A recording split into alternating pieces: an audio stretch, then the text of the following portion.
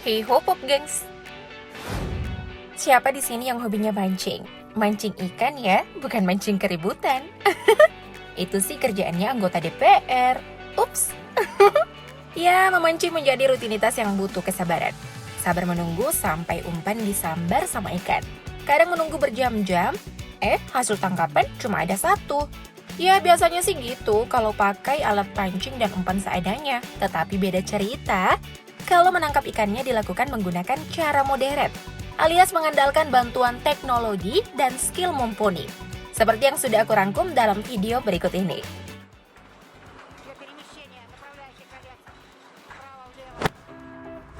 Oke, yang pertama kita jalan-jalan ke lautan mengendarai kapal sambil membawa jaring yang super gede atau yang biasa disebut pukat cincin. Jaring yang lengkap dipasangi pelampung pada bagian atas biar nggak tenggelam ini akan disebar sepanjang lautan. Dan sisi bawahnya dilengkapi dengan sejenis tali yang dapat ditarik untuk merapatkan sisi bawah jaring. Sehingga akan terbentuk semacam mangkuk yang memerangkap ikan-ikan. Lalu nggak butuh waktu lama, jaring akan ditarik naik mendekati kapal dengan sebuah mesin. Dan bim salah bim, ribuan ikan telah terjebak di dalamnya. Wow, kamu lihat kan ikan-ikannya?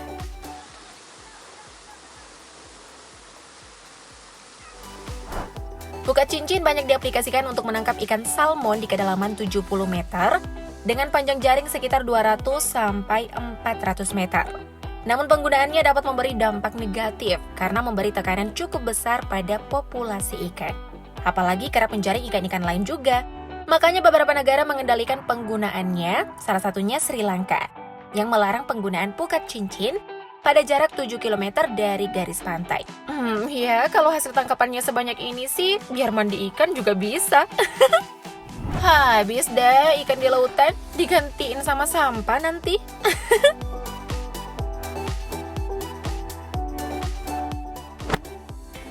Nah, yang ini masih pakai jaring juga, tetapi ukurannya lebih kecil, dikaitkan pada katrol yang berada di atas kapal.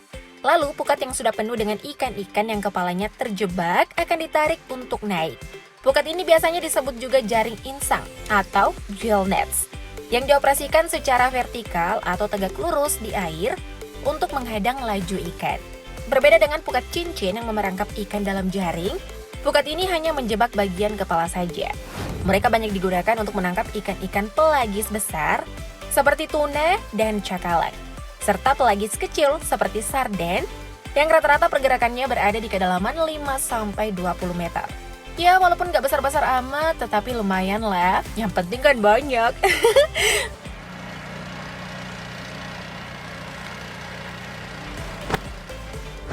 Tetapi kalau pakai alat yang ini dijamin deh hasil tangkapannya bakalan banyak. Namanya pukat harimau alias troll yang bekerja dengan cara ditarik pada jarak yang panjang untuk menangkap ikan-ikan yang berada pada daerah yang dilewati. Biasanya sih pukat harimau dioperasikan di tengah-tengah perairan, namun lebih seringnya ditenggelamkan langsung ke dasar lautan dengan alat pemberat yang diikatkan pada tali jaring. Sistem kerjanya mirip dredging saat menangkap kerang, jadi dasar laut akan dikeruk sepanjang jalan yang dilaluinya hingga jaring penuh dengan ikan dan siap untuk ditarik ke permukaan. Alat ini tidak hanya bisa dipakai untuk menangkap ikan pelagis, namun juga mampu menjaring lumba-lumba dan juga penyu. Tetapi karena dinilai berpotensi merusak ekosistem laut, maka di beberapa daerah, penggunaan alat ini juga dilarang. Beberapa dampak buruk seperti rusaknya terumbu karang dan overfishing, serta mengakibatkan dasar laut menjadi keruh karena lumpur yang teraduk-aduk. Pukat harimau ini memang paling banyak digunakan, apalagi pada skala industri besar yang membutuhkan stok ikan melimpah. Kayak ini. Dan ini juga.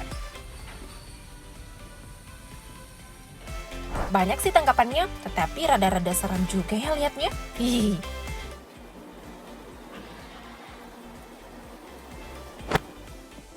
Kalau yang ini sih mainnya keroyokan. Kapal penangkap ikan mengelilingi membentuk lingkaran dan menyebar jaring. Dengan cara ini kamu akan melihat ikan terjebak di tengah-tengah setelah jaring mulai diangkat naik. Dan satu persatu ikan yang mulai kesulitan bernafas karena kurang air akan dipindahkan ke kapal menggunakan crane. Cara ini banyak digunakan untuk menangkap ikan tuna berukuran besar. Wah, ini kalau aku yang jadi ikannya, pasti panik nih ditontonin banyak orang.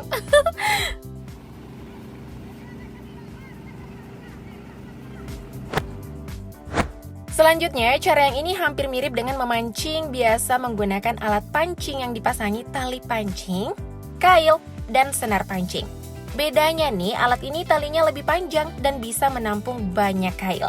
Kail akan dipasangi umpan dan diceburkan di air. Jenis umpan yang digunakan umumnya ikan pelagis kecil, berukuran antara 15-20 cm, dengan berat 80-150 gram, untuk menangkap ikan tuna yang berada di kedalaman 200 meter.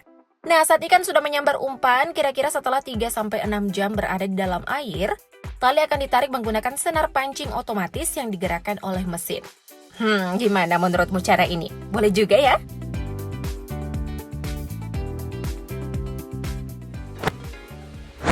Nah, yang ini kelihatannya cukup ribet dan canggih ya. Pada sisi kapal terpasang beberapa jaring besi yang saling terhubung dan memiliki senar pancing pada bagian depan dan katrol penarik di bagian belakang.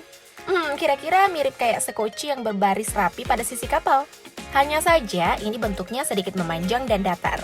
Dengan alat modern ini, makhluk laut seperti ikan, bahkan cumi-cumi berukuran jumbo, bisa ditarik dengan mudah. Tetapi cukup berisiko juga ya kalau jatuh.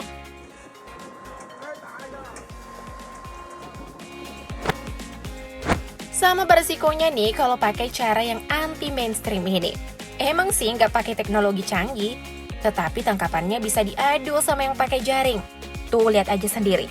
Tinggal pukul-pukulin pancingnya ke air, ikan langsung nempel. Dan saat ditarik naik ke kapal, ikannya lepas gitu aja. Astaga, bisa gitu ya? Metode ini banyak dipakai untuk menangkap ikan tuna. Biasanya sih satu orang bertugas untuk melempar umpan ke laut. Sehingga saat ikan-ikan mendekat, para nelayan lain dengan sigap melancarkan serangan secepat kilat. Ini sih namanya skill tingkat dewa. Padahal lagi berada di tengah laut dan cuaca mendung, tetapi bisa-bisanya mancing ikan serinca itu di atas kapal yang datar pula. Hebat, hebat. Aku kasih jempol deh. By the way, kalau kamu pernah dapat ikan apa saja pas mancing?